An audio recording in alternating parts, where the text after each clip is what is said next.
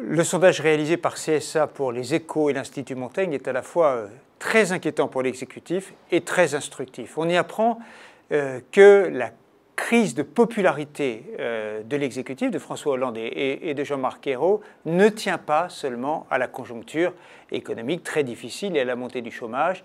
Il y a manifestement un problème de confiance sur la politique économique et fiscale. La question spécifique que nous avons posée aux Français, c'est: croyez-vous, pensez-vous que l'exécutif sait où il va et est-ce qu'il nous le dit à nous, les Français? Et les réponses sont assez stupéfiantes puisque seulement moins d'un Français sur 10, 8% des Français, pensent que le gouvernement sait où il va et il nous le dit. Plus de 3 Français sur 10 pensent que le gouvernement sait où il va, mais qu'il le cache aux Français.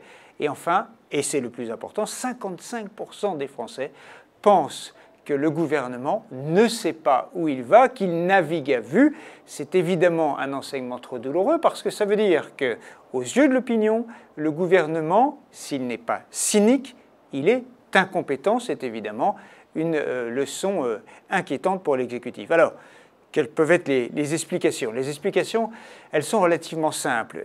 Nicolas Sarkozy avait, quand il était au pouvoir, manifestement un problème de ligne économique. En revanche, il était crédité d'une certaine autorité, d'une grande autorité.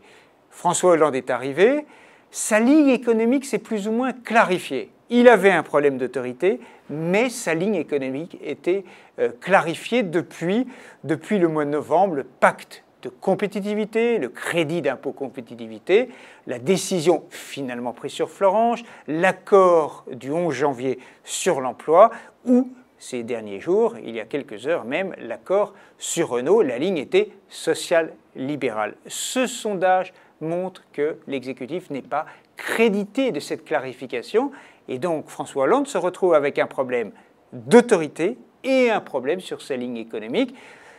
Les doutes viennent des flottements, des erreurs que l'on a pu constater ces dernières semaines. On nous parle de rigueur, mais la seule mesure qui est annoncée, c'est la renonciation au jour de carence des fonctionnaires. On annonce, on s'engage sur le 3% de déficit public, mais en 48 heures, on change d'opinion. Le gouvernement a un problème de confiance sur sa ligne politique et économique.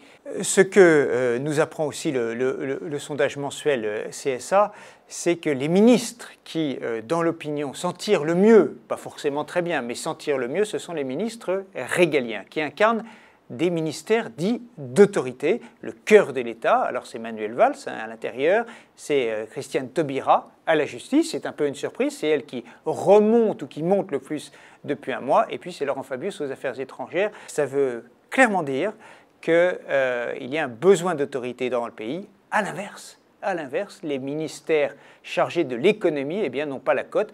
On voit bien qu'ils pâtissent à la fois peut-être d'un manque de visibilité de Pierre Moscovici, mais surtout des conflits patents et de l'incapacité du chef de l'État à arbitrer entre un Arnaud Montebourg qui dit à la BCE de l'Allemagne écoutez, il faut changer de politique, et un Pierre Moscovici qui est chargé de discuter avec Berlin et Bruxelles.